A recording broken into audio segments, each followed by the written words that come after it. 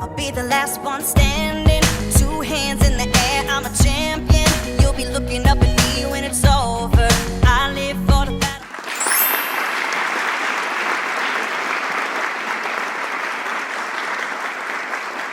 Hey guys, where's Pixie now? I'm in my home office, as you can probably still tell, in Charleston, South Carolina. And thank you for joining us on the Spiritually Speaking with Pixie Paula podcast. You know how I feel about my numbers. We talk about them every week. And this is lucky number 13. And it could not be any more apropos for me to be sitting here with the numbers guru himself. I am so excited. Hang on to your hats for the show of your lifetime with Mr. Oscar Carboni. Thank you, Oscar, for joining us. Paula, thank you so much for having me. I'm honored to be on your show, and I hope we can have some fun this afternoon. For my fans and Omniacs around the world who may actually be tuning in, let me start with my usual good morning, good afternoon, and good evening, Omniacs from around the globe. Welcome to Pixie Paula's podcast. How can I help you, Pixie? I told you, I said, everybody hold on to your hats. Okay, so I have been a fan of yours for years, but we had the wonderful opportunity to meet live in Vegas actually 2 weeks ago. This is like our 2-week anniversary right here. And I've been missing you. And my brain has been going round and round and round about what are we going to do together? How are we going to make some magic in the outside world of financials and draw them into what the excitement, as you mentioned, we've got going on. First of all, let me just commend you. Your studio is amazing. Like, I want to be you when I grow up. It was just, I can't stop thinking about it, honestly. And I feel like I'm slacking so much because I don't have this like great, studio set up for all the financials, which I'm working hard with the whole new skirt conferences and summits that we're putting out. So thank you for sharing that with me. That behind the scenes is second to none. And for anybody who doesn't know, we're going to give you all the information to find Mr. Oscar Carboni and all of his Omniacs, as he refers to them, so you could get firsthand the opportunity to participate in his guru school. It was so amazing. So thank you again. Let's jump in. Like tell us, where did it all begin? I know that's a big loaded question, but how did it all begin? And how did we get to the point that we're sitting here today? So, okay, I'll try to keep the story semi-short because there's a lot there, but I was into computers as a computer nerd. I was programming at 12 years old, but there was no Microsoft. Bill Gates wasn't heard of yet, no Apple. I think there was something called the Franklin Ace 1000. It was before the Commodore 64, the VIC-20. So I become this computer nerd. And lo and behold, as time starts to pass, computers are on desktops. Right around the time I'm old enough to start college for computer programming. Since I'm a child, I cannot wait to be a computer programmer, and I go to college for it. And 6 months into it, I walked up to my professor and said, "How could you do this for a living? How could anyone be this bored? Why would you even teach it?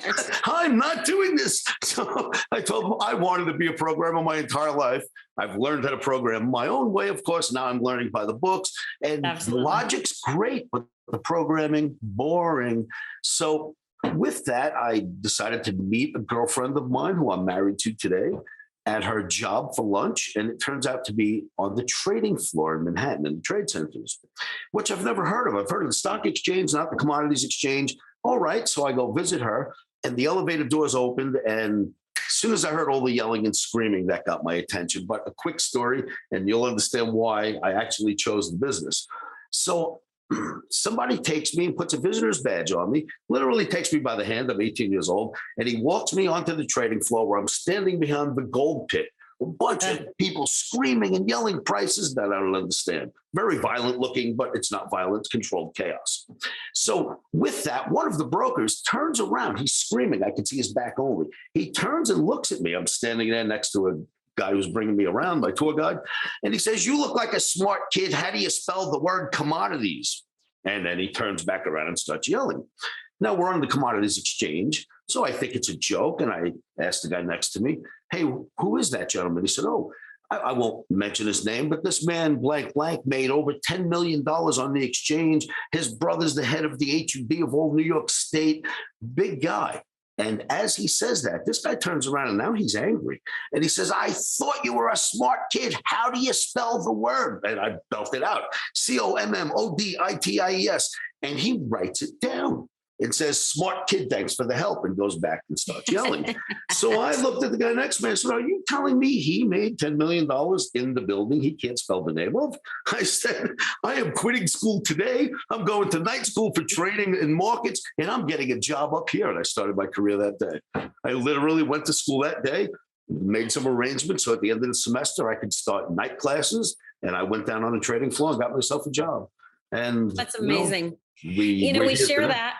As you know, we share that in common, that we both went through stockbrokers licensing and being on Wall Street and building our financial services careers. But you have taken it to a whole different level as far as building a really big business around that to help people to understand and bring it right into their living room. So how did you transition into, okay, now I'm on Wall Street and I'm making these buys and now I'm moving into the whole Oscar platform?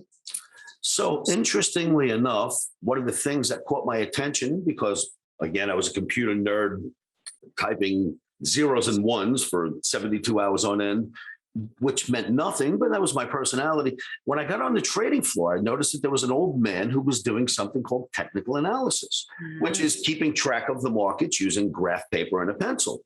And I found it interesting and immediately started taking courses at the New York Institute of Finance under John Murphy's tutelage. Didn't even know I was going to end up literally being trained by the gentleman who wrote the Bible of technical analysis. Sure.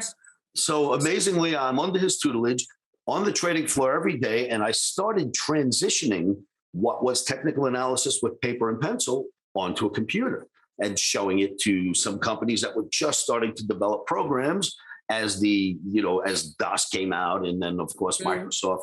And I started to show them that this can be done on a computer. And I helped literally the industry transition from paper to computer when it came to doing technical analysis, which then I became very, very good at. And people around the world, especially in the trading exchanges, started to recognize who I was, and that I took a craft that was considered voodoo, revolutionized it to today's digital world, and then showed them how to use it. And I have been basically showing people around the world taking analysis into mainstream since I started in the business. Now with TSM, when we get TSM up and running, Technotainment Streaming Media is going to allow me to leave a much bigger dent on this planet and teach this to millions of people around the world, which Absolutely. Is what I've spent my life doing every day. And that's how you and I were brought together, because we both have, our mutual partner in Technotainment, and it is going to be just crazy. It's just, there's a world of legacy and legendary players in this space that have been through the entertainment transitions. And I think what you've done brilliantly is moving entertainment with finance under one umbrella, which is so important. I'm releasing my book, Alphabet Soup, which is the ABCs of NFTs and everything crypto. And I'm trying to break these concepts down into bite sizes that's relatable at entry level for everybody in the marketplace, because finances are hard enough. But now we take these technologies about how we're delivering these new opportunities to the consumer base, and it's really challenging. So thank you for your continued service and to doing that. And I thank our dear mutual friend, Niall Henson, for bringing all this together too, because again, he's pushing it through an entertainment venue that makes it relatable to everybody. And what's going to happen? I mean, technology is moving right at the speed of light at this point. And I know that a year from now, what we know even today will be unrecognizable. So what's your take on all of these new technologies that are out there? Has it changed your philosophies or the tried and true for when you're looking at analysis? Are the tools more helpful, or do you find that the old-fashioned way is still the best? Well, there is this. When we speak about the old-fashioned way, it's basically like speaking about music today, wrote from when it was written, when Mozart wrote the music notes and the masters back then, to the music that's being played today. It's still the same old system, just it's a new delivery system with the same old notes. So analysis today, the wonderful thing about technology, and the internet, and what we've gone past the internet now with blockchain and crypto, is it's allowing technical analysis to be used on this digital new world. I have been involved in crypto basically since it started. I mine crypto, I analyze crypto, I own all different types of crypto, but mostly Bitcoin and Ethereum. The others are, moonshots. We're working our way in. I got mine coming. So what I've done when computers were coming out, I was way ahead of the curve. I was already a computer programmer before we even had anything on our desk. When the internet came out in March of 1994, by November of 94, I already had websites on the internet. When I see a train coming, I like to get in front of it. When I seen crypto coming, I said, oh boy, we need to get right ahead of that. So I've taken everything fiat that I know and I've applied it to crypto, and you know what? It works. Yeah, really well in the crypto markets. So our job now, your job, you educate. Our job, if you ask me now, is to educate this new crop of kids that have inherited money. Sorry that it happened, but via COVID, a lot of people inherited money 20 years prior to when they should have inherited it, when they're 40, not 20. And a lot of them have taken it and just thrown it into crypto because a friend called, or what we need to do is teach them how to make an absolute educated guess based on technical analysis and history of the past to show us what will happen in the future. And if I can get to that crowd in a larger way, I can help them save their fortunes and hopefully turn it into more. Absolutely. There's more multimillionaires at a young age now than ever before. This generation is going to be really interesting looking back in history, because they don't have the same tangibility to the dollars and the quarters and the coins that we carried around, right? Everything is so digital. So it really lends itself to not being as weighty, truly, right? There's no mass to these digital currencies. And I wonder how that affects somebody's psychology. So somebody who is open to digital and movement, right? Energy is neither created nor destroyed. It simply transfers form. Does it make it easier because it's their first language in working with digital currencies than some that are, having to jump on board in the later stages? I mean, I look at what's happening with Biden just already releasing all of these new protocols for the US dollar currencies and how we're going to address these issues on tax returns and everything else. So there's no going backwards. You mentioned the train, right? You might as well jump on. But I really do wonder, when we look back at this generation of multimillionaires at such a young age, how it's going to affect their integrity, their values, what they're used to. Will they be hungry? There's some value in us coming up through the challenges of being hungry. That's two ways to look at it. One is, will the kids be hungry? Okay, if you've gone to a store in the last 5 years and you see anyone from 18 to 25 counting change, what do you notice? They can't. They don't know that you gave them a $5 bill. It was $3.75. They're in trouble. Yeah. They don't know what to give you, right? So they're not touching the money. And now money is just showing up in their accounts. So to them, it seems like it just happens magically. But at the same time, we're from a generation where if you didn't work your fingers to the bones and touch that money, you went nowhere. This new generation, it happens at home. Since COVID, especially since COVID, it has made things move at the speed of light. People have figured out a way to stay home and make money on the internet like they used to make when they had jobs, because we're really smart as a human race. Yeah. And if you leave us locked in a room with technology, all right, so we can't go out and work anymore. We're going to figure out how to make money right here. And look at, there's 11, 12 million unfilled jobs that were filled before COVID. We're getting smarter. The kids today, they're just smarter. So I actually think for us, it would be detrimental to just have money show up digitally in your account. These kids are sharper, smarter, more with it than we ever dreamed of being. They understand the internet. They understand social networking like we'll never. And I think they have this attitude of what's yours is yours and it's not mine, and what you like is fine for you. And I think it's fine for me just because you like it. It's a completely different attitude than we had. Sure. So they have this, you're right. They have this wonderful creative. Right. Yeah, they're wonderful. The new kids are wonderful. People aren't giving them the credit for what they deserve. They're seeing this correctly. Right. They want peace in the world, but in a different way. They're not going to fight for peace. They're just going to be peaceful. It's different. They're changing the I world. totally agree with that. They're so much less frightened about having that, right? Because they really haven't come from an experience, most of having that. We're very fortunate that the abundance that in the United States, and this is not certainly to shadow at any importance the amount of homelessness and poverty that we have in the United States and the world over.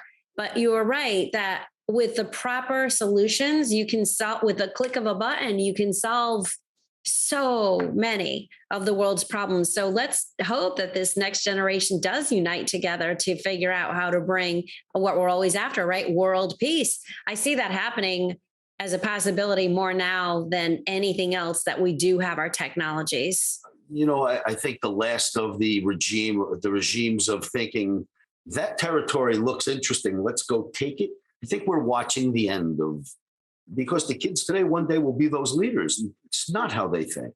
So, you're right. The kids have it right, I believe. And one day they will be all leaders. So we have to groom them properly. It's all about the children. And that's why I want to try to use TSM to make a larger dent on this planet, so that I can reach more and more of the kids that are coming out of college that will need the help, because a lot of them will never actually take physical jobs. It's the world today. And there's nothing wrong with that if you can make money doing this. Yeah. Isn't it crazy? So, all right. I know you have decades of fantastic, exciting experiences that would probably blow all of our minds.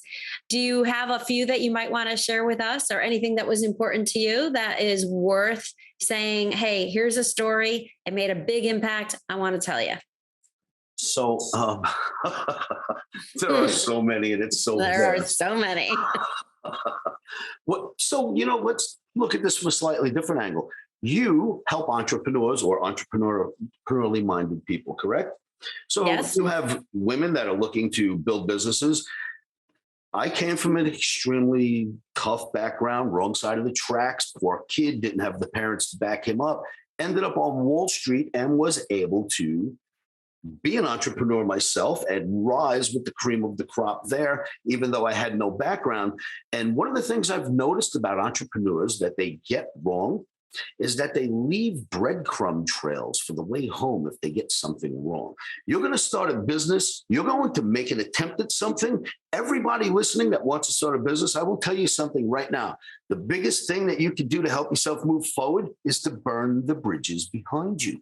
Do not leave yourself a choice or a chance to go backwards, because it's almost a crutch or failure trigger in the back of your mind that I could always fall back on this. So what I've learned is burn the bridges behind you and go towards that goal where there's no way back. There is no way back. You can only go in one direction. And I find that when I do that, meaning I don't leave any option for me to be able to backpedal once I make a decision to move forward, open a company. There's no, if I don't like it, I've got someone that'll buy it from me. I look at something and say, this is all on me. There is no way back. If I don't make this, I will sink. And I think that's a really good attitude for you to have. That's a nugget of great advice. I love that. And I bet, obviously, that's worked out for you. So far it has, yes. We're both Italian, right? So we have share at least the Italian heritage, and so much of the Italians, and probably most cultures that really have, strong, similar traditions, operate the same. So it's like you come in and you're already family. I have to thank you. Your wife did the most amazing job on her charcuterie board, which was over the top. I loved coming and hanging out in your gorgeous backyard and on your campus. I would say, really, your home is like a campus, right? Literally. So when you mentioned this about bringing people in, I can tell that you take care of your guests. It was like an oasis. I just can't even tell you. I want to come back so badly. So what does that look like when you're walking through somebody coming in for the OmniX school? So it's an interesting thing, the profession that I'm in, and it's always been this way, but worse now because of electronics. It has so many thieves in the business and people who literally can talk the birds out of the trees. But once you give them your money, it seems to go down, not up. So there's so many programs now, and you go on Facebook, Twitter, YouTube, anywhere, and someone's selling a trading system. But what I've noticed is it's usually somebody who's this old, you know what I mean? Couldn't possibly have the knowledge that they have, but they're really good at advertising. And what's happening is the industry is being fooled by going to seminars where you go to a seminar, and if you're listening, tell me this hasn't happened to you. If you go to a seminar, there's someone on the stage, maybe they're a hired actor, maybe they are the person who's running the seminar for real, and they will tell you about all the great things they've done in the past using their system or their program, and they will tell you that there's somebody at the back of this room at a table, and on the way out, make sure you buy that software, and then you're going to get on a plane and go home to try your software. That person's going to get on a plane, go to another city, and he's going to sell more software to another room full of people, and you may never meet again. If it works, hey, you got lucky. If it didn't work, it doesn't matter. You'll never meet me again. That's sort of what happens to traders in my business that are new, entry level, looking for a seminar. My seminar is completely different. You can't buy it online. You can't Zoom it. You can't find it in the old days on disc. The only way to learn from me is I hand choose from a stack of applicants, and I'll choose 3 or 4 maximum, 3 times a year, sometimes 4. So I'll bring in 3 or 4 traders from around the world. And what happens, they show up in my class on a Thursday evening, they settle in, they get picked up in the morning, Friday morning, after breakfast is served. I train with them all day into Friday evening, all day Saturday into Saturday evening, all day Sunday into Sunday evening. And the promise is when they get there on Thursday, I tell them by Sunday evening, you will be calling Monday's market before it opens, the high, the low, where you would have made money. The other students will be calling that correctly. You will prove it to each other. You will prove it to me. And if anyone can't do that, you will be kidnapped on Tuesday, and we'll keep you an extra day. So Sunday night will show up. They'll make all their trades from 3 or 4 days I've taught them. On Monday, they just kill it. My last camp 3 weeks ago, we called 11 trades. We got 9 right. 2 of them just never got filled. No losers. Wow. They were amazed. I also buy them brand new laptops. I program those laptops for them and send them home with everything that we worked on together. And then they have continued education in a live trading room that's separate from my public trading room. And it's only visited by those who've ever come out that have been handpicked to my training camp here. So it's completely immersive. You are in my home for 4 days. And I can tell you this much, if you are going to sell a system to somebody that doesn't work, don't invite them to your home where your wife and children live, right? You invite them to a place where they don't know where you live. That is true. You're in my home for 4 days and nights, 5 actually, and I'm training. So the interesting thing is everyone who leaves does an accident to be on camera. And I can't tell you 75% of the time where people say, how was your experience here? What did Oscar teach you? And we get this, the food was fantastic. Oh, I love the food. You got to come out for the food. They don't even know I exist sometimes. That's what I'm telling you.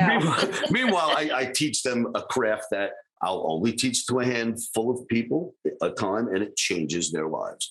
I purposely seek out people who aren't wealthy, who are trying really hard to get it right, that have children and bills. And those are the ones that I allow to come here, because if you're worth 10 million and you want Oscar to make it 20, I haven't helped anyone in the world.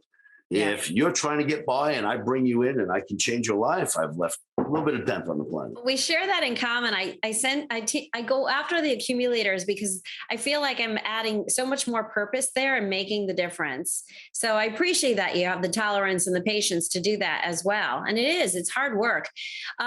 You've been in Vegas for how long? So this is all taking place in Vegas. And what's it like to live in Vegas compared to maybe like the old New York days? Similarities, not like what do you do? Do you get just so adjusted to going to shows and seeing the lights? How's Vegas? Because I just love Vegas. Well, do you know how Vegas works? My daughters are prostitutes. My sons are drunks and gamble. I know your talented children. This town, believe it or not, is a great place to raise children. And nobody would think that unless you live here, because people think, oh, the Strip. And 2 things happen. A, they come in August or July when they have their summer vacation. So they come to Vegas and it's 197 degrees. And who would want that? So that's their outlook. And then people say, well, Vegas, how would you want to raise people? Why would you want to raise children by that strip? And the strip is the strip. You drive 2 blocks in any direction and you are in a great neighborhood where people just raise their children. You want the strip, you go to the strip. So in New York, what was interesting about Vegas, I came out here kicking and screaming at a request of one of my great friends who moved out to Vegas, was in New York with me for 25 years. He moves to Vegas and he calls me one day and says, Oscar, I'm getting married. I bought your first class ticket. You are coming to see my wedding. And I went, Mike, I don't gamble. I don't like the desert. I hate the sun. Why would you drag me out there? I'm not coming to Vegas. Too late. I bought you a ticket. And I came out to see his wedding, to enjoy his wedding with him. And he let me use his car. And I drove around for a few days. And I called my wife and said, Lisa, you're not going to believe this, but we're moving to Vegas. You'll see. I'm going to come home. I'm going to put you on a plane. We're going to go around for a drive, because I wasn't in my car for 5 minutes. And the first thing I said was, wow, this is like where I grew up on Staten Island, New York, but when I was young, before it was too trafficky and just overdone and turned into basically Brooklyn or Manhattan. So it was a quiet suburb. Well, Vegas is like that, but the opportunities in Vegas, where there are 11 million, who knows how many undocumented in New York City, there's 2.5 million in Vegas. The opportunities they're endless here. This is the most magical town I've ever lived in. Wow. I never stopped running into bigger and better things, including Niall Henson and, technotainment streaming media. And my daughter is trained by some of the best musicians on the planet, because in Vegas, what the attraction is if you're a great musician, at some point as you're getting older, you get arthritis. Where do you go? You come out to the desert where there's shows all over the strip. Absolutely. So we've been just blessed with the greatest people, and it's been a good life out here. So I never went home. I came out for a wedding and never went home. Your campus is beautiful. And so what's next? Or I should say, what's more? What else do you want to add? So as of last night, I spent about 20 straight hours building a Oscar 3.0, if you will. So my first great act was Oscar on the trading floor. And my second great act was in 2006, YouTube came around and the trading floors went electronic. So I literally transitioned trading onto trading on YouTube, and have been doing these YouTube videos in this whole entity called Omni. And now it is time to come out with Oscar 3.0, which is live streaming Oscar as you see him. What I'm doing sitting here with you, I have a live trading room right now, but it's only for people who find me and come into that private room. What I'm going to do, which I've already built and now I'm going to practice this evening, is I'm going to now be streaming live at you on YouTube, Facebook, Twitter, Twitch, you name it. If I can stream to it, I will just spend my day trading and my nights doing what I do, but for everyone instead of just the people in my trading room.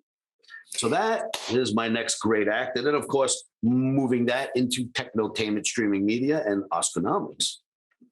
Wouldn't it be awesome if we could have a show on the strip? Like if you could come out, right, with a whole technotainment thing about teaching financials and math and NFTs and blockchain and putting it together into some interactive and actually having it be a show on the strip. I think it's absolutely possible. We have a lot of stars in our stable at this point, very talented people. And yes, I think that's absolutely possible. And some of the people that we have are talented, and they use their talent for suicide prevention and to like lift the spirits of the people in the crowd, if you will. So it's sort of a twofold act when they do it, and they're very good at it. So yes, I think that can absolutely be a show. Alex Boyer, he's a show in himself. Yes. He never stops. He's just a force of power. So yes, I think that can absolutely happen. I would love to be part of it. But get this, if we get this right, TSM will be able to broadcast me full-size holograms into other trading rooms to teach people. Yeah. Crazy. Wow. I can't wait to do that. Absolutely. Absolutely. Who are some of the famous people you've worked with? So in my time, I don't know if you would know who Paul Tudor Jones is. Oh, of course. Pete Stottlemyre. I worked with, they are called the Turtles. Carolyn Dennis, Commodities. I've basically worked, of course, John Murphy. I've basically worked with just about all the guys coming up because we all were coming up at the same age. So we were young guys together. In fact, one of my friends that when Trump became president, Trump appointed one of our friends that literally stood next to me in the trading pit, and he appointed him to a position, and boom, suddenly we had a friend right there in DC. So we've had people who, like famous stars that have football players that have hurt themselves, that have come down to the floor to buy a seat and work with us there. So, I've literally had a chance to work with some of the most famous, some of the people who became the most famous in our industry. That's amazing. Yeah. And, and at the time, you don't think anything of it. Me, in the beginning, me working with John Murphy, he didn't think anything of it. I didn't think anything of it. But several years later, we realized that he is the king of all kings who wrote the Bible of technical analysis. And if you even were lucky enough to meet the guy, you learned something. And I actually trained with him for years. So you just never know what's going to happen. Sure. You don't know who's going to become anybody who. That's thinking, oh, it's too late for me. I know the answer, but I want to hear it from you. It's too late for me, or I missed my opportunity, or I don't have what it takes to be in the space. How do you address people's concerns about their financial security at different stages of their life? So, of course, there is never a moment that it is too late to take control of your financial security. So let's do an analogy. I've had people say to me, Oscar, I wanted to go to college for this, that, and the other thing, but now I'm 32. And by the time I get my degree, I'll be 36. And I tell them, isn't that interesting? You're going to be 36 in 4 years, right? Well, 4 years are going to show up and you're going to be 36 with or without that degree. Why don't you just get it now? It's never too late to get started. I love that. Okay. Do you do much travel at all? Luckily, because I'm the type of person that if I'm going to do business with you, I need to meet you in person, look in your eyes and see who you are. I have, interestingly enough, see this globe? Yes. It's got marks. I don't know if you can see them. Everywhere I've ever been has a dot. I love it. Completely covered in dots everywhere. I love this. And basically anyone around the world, I mean, I've been on this side of the world and that side of the world. I've been here. So anyone I've ever wanted to do substantial business with, I've been blessed enough to fly out and meet them. So Australia, Russia, Brazil, China, Africa, I've been blessed to do business with people all over the world. In fact, King Father of Morocco did business with me for several years until he died. Wow. That's interesting. Oh gosh, my mind is spinning. I want to get back into Omniac school. Oh, thank you for my t-shirt, by the way. Those are good pajamas. And I love the Italian colors. I got to bring it out there anyway and say, it's just good stuff. So the 7512, I'm looking at your ticker tags. What does that identify you as? So this represents that I'm the 7,512th broker to ever purchase a seat on the exchange, or needs a seat on the exchange, or just become a broker. They're all counted together. And then the OSCR is the alpha code that people will yell out when they want to trade with you. So somebody might yell out, Oscar, I sold you 2 or whatever. And think this, now that you asked about it, imagine being in a circle where there's a circle of people, but right behind you, literally butted up against your back, is another circle and another one behind that. So 5 or 6 circles deep. And a lot of those people have badges that look the same, MIKE, MKEI. So if you trade with someone and you write the wrong badge down, you've got a serious problem, a financial problem. That means 2 people traded and 1 person didn't, because there's 3 people involved. So I looked up the roster. My actual name is Michael, my birth name. I looked up the roster and saw that there was not a single broker in all 7,512 that started with the letter O. And I adopted the name Oscar, so my badge would have an O. And you can't write my name down by accident. There's no one else to confuse me with. And that's basically, I saved myself a ton of anguish over the years by choosing that. Oh my goodness, that's hilarious. See, more nuggets and goodness. It's just, we didn't even do a financial disclaimer, which we really didn't, because we didn't talk about any financial advice. But I will add this caveat that one thing that you do, or we do suggest you do, is not ignore your financial situation. Like, take some steps to get some financial literacy no matter what. And that would be my heartfelt advice to anybody listening to this. I appreciate everything that you've said, but right? Wouldn't you agree with me? Like, no matter what, address it. Like, sticking your head in the sand is not a good strategy. Hope is not a strategy. So there's a couple of ways to approach it. One of them, keep this in mind. If you are under 50 years old, even 52, just stay in the most aggressive from 0 to about 52. Keep your 401k, which lately is probably a 301k, I know. Make sure that's in the most aggressive you could possibly put it in, no matter where the markets go. And then at around 55, 57, just flip it into the least aggressive, which are bond funds. And what will happen is you'll find out that the market has its tendencies to move up and down dramatically, but over time, it's almost always up. So stay with really aggressive. And when the market goes down, don't take your money out of the 401k. People make that mistake all the time, and then they can't get it back in. So if you have any control of your 401k, leave it alone. It'll do better without you interfering. Second, these days, opposed to how it used to be, where you had to get yourself to Manhattan, Chicago, somewhere, Minneapolis, to an exchange where physically, with paper and screaming, trading had to take place. You had to be an expert, and you really had to know what you were doing. Otherwise, you'd be a sacrificial lamb. Today, trading is such that if you can drive a Chevy, you can drive a Ford, right? Trading is such that you just take a keyboard and type the initials of what you want to trade, and you're in the market. So you do not need to be a Wall Street expert. What you need to be a Wall Street expert in is how to read the graphs that tell you where the market goes next. So many people, just to let you know that if you're out there and you're trying to figure out what's going to happen, anybody in the world that tells you that they're listening to all the news and bringing it all in, and they're going to absorb it all and disseminate it and come out with a price to trade a stock at is crazy.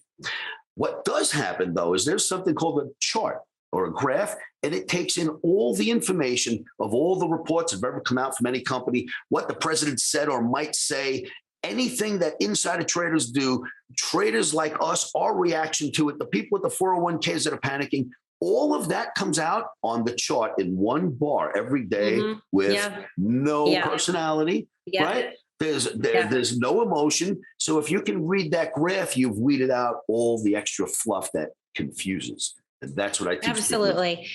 Another great nugget of solid advice. And it brings me up to something that we should touch on before we close this amazing hour, because we could talk on and on and on about this, is that we are people first, right? We're process second, we're products last, we're really people, and we're driven by emotion.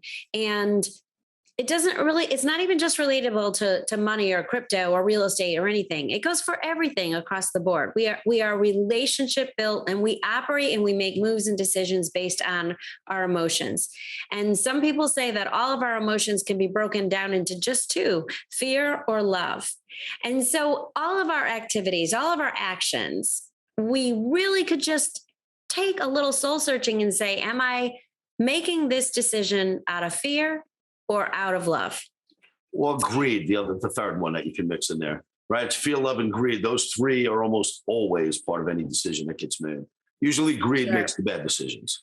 And I would even bring greed under that whole fear category too, right? They're similar, that I'm afraid of not having enough. Why is somebody greedy?